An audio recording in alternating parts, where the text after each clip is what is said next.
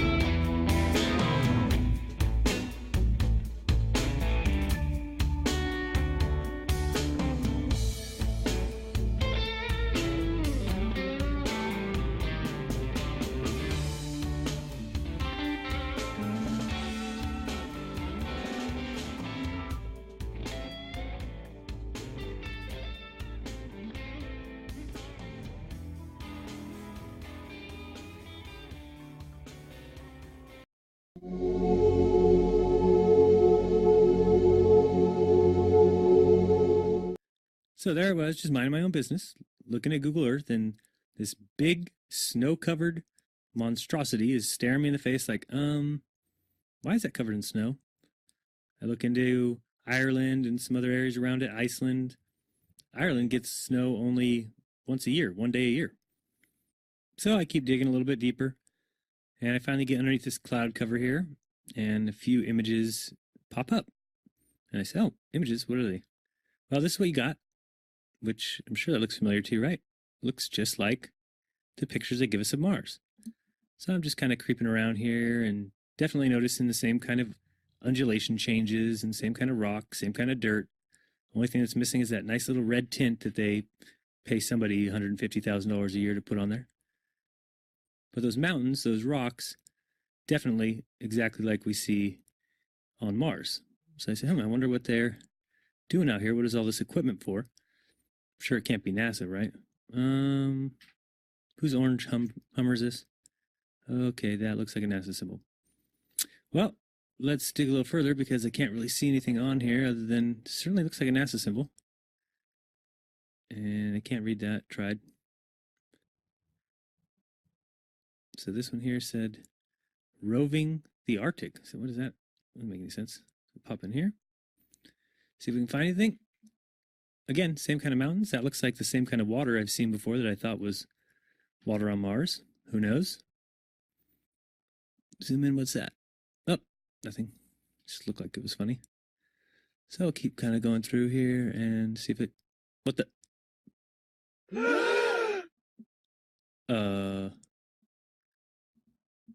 Yeah. So, I think I found out where Mars is, guys. It's just about 1,000 miles north of me. Not quite the distance that NASA says, but I can't find anybody who's in charge of this. They must be hiding behind these rocks. Oh no, there they are out in front of everybody, just standing there. Lovely. Clown number 1, clown number 2, and clown number 3. Yeah, this is very empty here. Oh, there's one of those ATVs. All right, now we're on to something. Oh, I got another truck. Oh yeah, it says NASA. What's that say? Mars Project? No,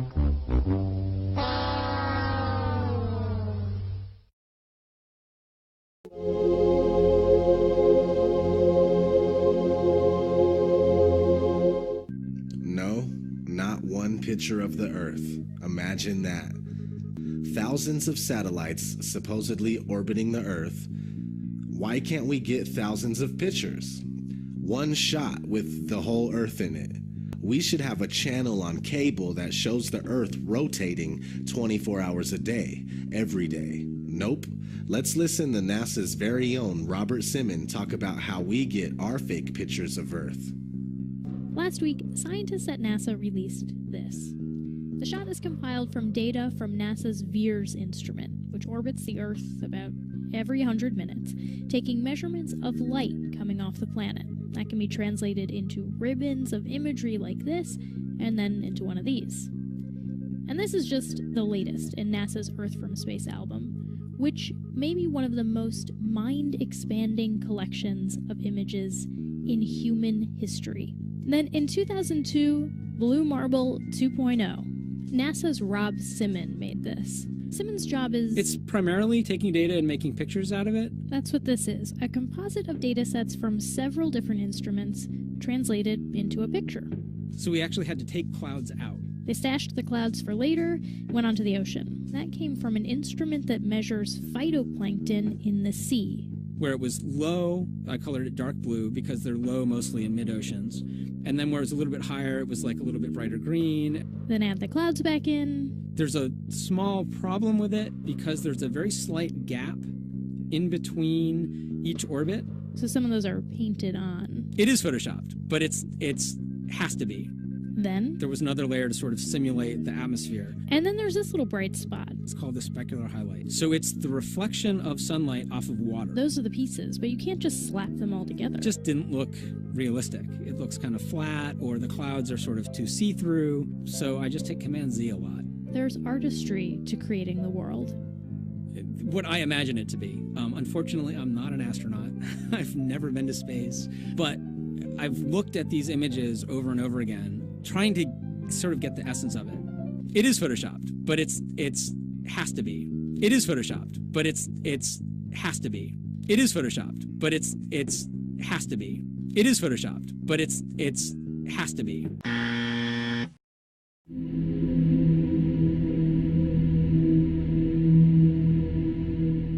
This next-generation spacecraft will enable America to explore beyond low Earth orbit. The kinds of technologies that we're testing out on Space Station are definitely helping us with our goals of going beyond low Earth orbit.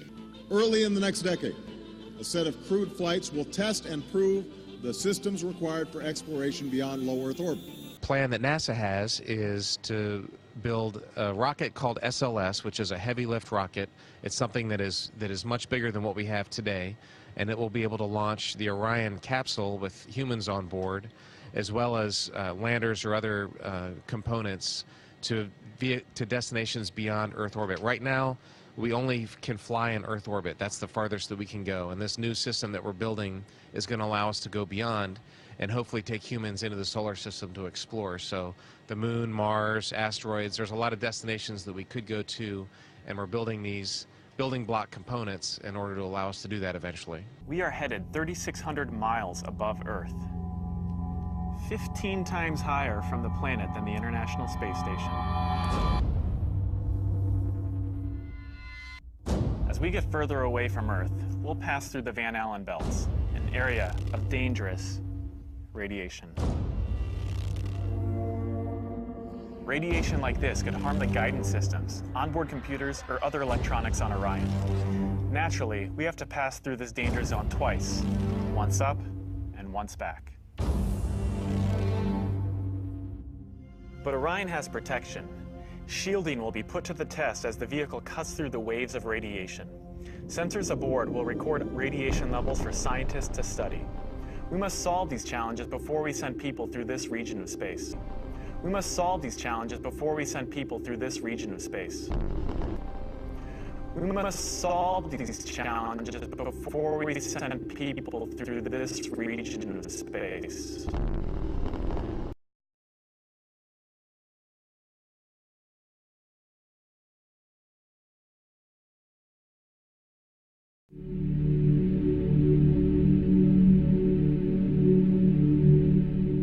NASA admitted that it had lost the original footage of man's first steps on the moon.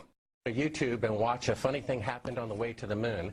It contains newly discovered evidence, which is part of the missing tapes, of outtakes from the first mission to the moon, of them falsifying a shot of being halfway to the moon. We found never before seen footage of them faking part of the photography, which is in A Funny Thing Happened on the Way to the Moon, which has been licensed 5 times and can only now be viewed on YouTube. Here they discuss the fact that they have turned out the lights and have blocked out sunlight from entering the spacecraft through the other windows, as to not cause any reflected light to fall onto the spacecraft's wall in the foreground. Okay, very good. Well, we shut out the sun coming in some of the other windows into the spacecraft, so it's looking through the number 1 window, and there isn't any reflected light. The reason this was done is so that the truth of the matter would not be revealed. It is this. Though the federal government would have you believe that this is a view of Earth from a distance out of the spacecraft's window as it nears the moon, it is not. What they have ingeniously done is placed the camera at the back of the spacecraft and centered the lens on a circular window in the foreground, outside of which it is completely filled with the Earth in low orbit. The circumference of the window then appears to be the diameter of the Earth at a distance. As they perfected the shot, a crescent-shaped piece of black material was inset slightly into the window to create the illusion of the Earth's terminator line dividing night and day. It is uncannily convincing. During this segment, intended to be edited and played back later for the worldwide television audience, dated July 18th, 1969, Neil Armstrong condemns himself as he states that he is 130,000 miles out. Roger, Houston, Apollo 11. Calling in from about 130,000 miles out.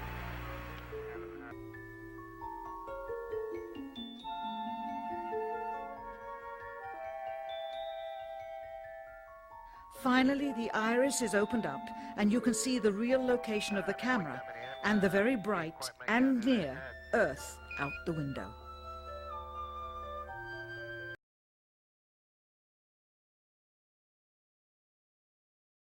Here is the slate for the 19th of July, and the same shot of trickery on the 19th of July, and then the 20th, and the same misleading shot on the 20th. Later that evening, they were said to be walking on the moon. How can this be when they were in Earth orbit only 9 hours earlier, and the moon is some 3 days' journey away? So I took a year and I traveled across the country, and folks, I've actually posted it on YouTube. It's called Did We Go? And the challenges, Geraldo, everywhere I went, it was just amazing. Moon rocks falling in Antarctica, Neil Armstrong's silence. But I was the first to report, and you played the clip earlier tonight, that all the science data, the telemetry data was missing. Now, Geraldo, for NASA to come out and say that all the tapes were erased, I mean, it's incredible. Geraldo, this isn't just one tape. This is rooms of tape labeled Apollo 11 moon landing. Someone had to physically go and erase it. It's very challenging to try to prove we landed on the moon, and it shouldn't be challenging. The tape should be there. There should be plenty of evidence. From an analytical standpoint, photographic anomalies have to be sought out with an understanding of lighting and shadows. The most straightforward is simple. When objects are lit solely by the sun, as all the scenes on the moon were said to be, after all, lighting equipment was not only impractical, it was unnecessary in bright sunlight, then all shadows, regardless of the landscape, will run parallel with one another and never intersect, as shown by this example. In these seldom seen photographs, obtained from a rarely used auxiliary NASA archival site, it is clear that these scenes were lit with artificial light. These shadows, which are cast at different angles, are evidence that a second light source is being used. In addition, the sun would not cause an isolated hotspot like this, only an artificial light would. Again, intersecting shadows and another hotspot. And again. And again. It is simply impossible for this picture to have been taken with sunlight on the moon. Here, the shadows are shown to be as black as pitch. And yet here, completely in a shadow, the astronaut is lit up like a Christmas tree. How can this be? Or this, on the shadow side of the lunar module. In this magnification of an Apollo photograph, a rock, very likely a papier-mâché prop because of the crease here, is categorized with the letter C. In later releases of the same picture, the letter is gone, probably airbrushed out. Here, a crosshair, which was burned directly into the image from the film plate, and thus should always appear on top of the objects in the photograph, appears behind the object in this scene, clearly revealing a composite of two pictures into one. Someone apparently forgot to create a burn crater underneath the lunar module's 10,000-pound thrust engine, despite the fact that during ground tests there was a real concern for the vehicle falling into the hole the engine created as it descended. Here is a depiction based on the latest specifications and scientific data. In these enlargements, it looks as though the lunar module was simply placed there. Not even one speck of moon dust on the landing pod. As a result, all subsequent flights had to have the same discrepancy, which was explained away by the effect of no atmosphere. And what about stars? On the moon, with no atmosphere, they must have been quite a sight to behold. Yet there is seldom any mention of them, if ever, by any of the astronauts on any of the missions. Undoubtedly, creating a mural with all the constellations properly placed in the sky would have been virtually impossible to create accurately, much less realistically. A competent amateur astronomer would have been able to call attention to the slightest error in measurement. The answer? Not to talk about the stars, ever.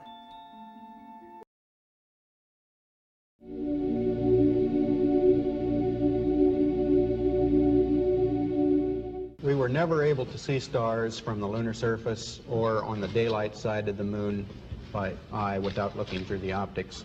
I don't recall during the period of time that we were photographing the solar corona what stars we could see. I don't remember seeing any. The sky is deep black when viewed from the moon, as it is when viewed from cislunar space, the space between the Earth and the moon. And we cannot see stars.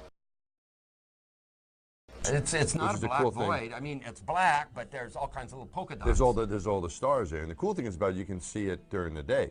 And when you're in space and you're looking into deep space and you're on the sun side of the orbit, the sunlight washes out all the starlight, so you can't see any stars, just like here on Earth. There's all the stars there, and the cool thing is about it, you can see it during the day. Yeah, you can, and there's more than stars. You can see planets. You can Right. see moons. You see the gas Magellan clouds of the you Milky Way see galaxy. the Magellanic. The sunlight washes out all the starlight, so you can't see any stars, just like here on Earth. Pretty much all the time you can see the stars. Then when you look out into deep space away from the sun, it's the darkest black you can imagine. Pretty much all the time you can see the stars.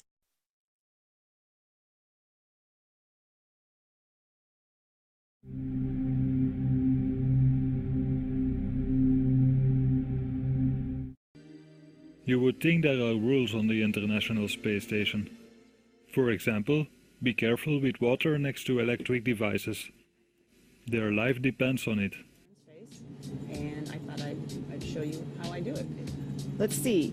To get started, these are the things I need.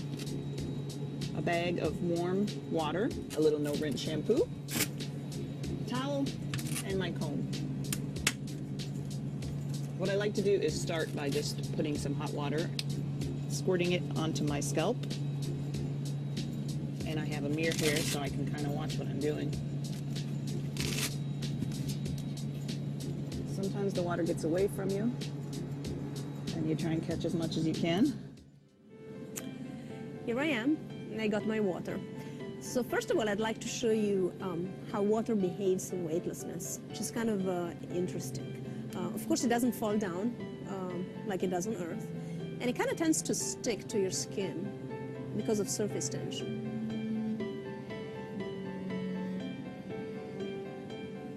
I don't know if you can see it. See, it doesn't really want to move away from your hand, just because of that surface tension effect.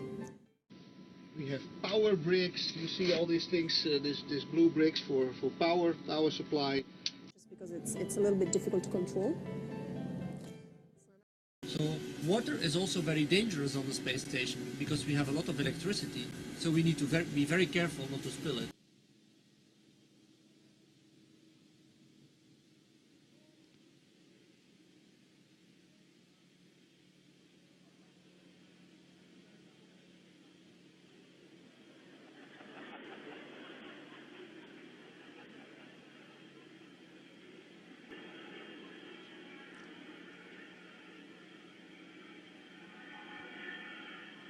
It's getting nice and wet.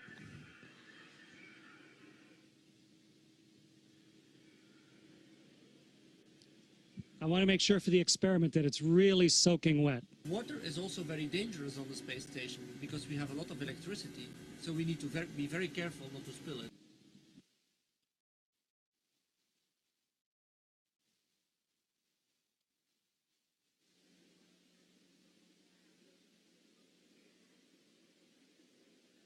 Okay. So we need to be very careful not to spill it. So I have a soaking wet washcloth here floating in front of me. Oh, there's one ball of water floating around. I'll put it on the washcloth. Okay. So we need to be very careful not to spill it. So here's a soaking wet washcloth. Get the microphone so you can hear me while I'm talking. And now let's start wringing it out. Right? It's really wet.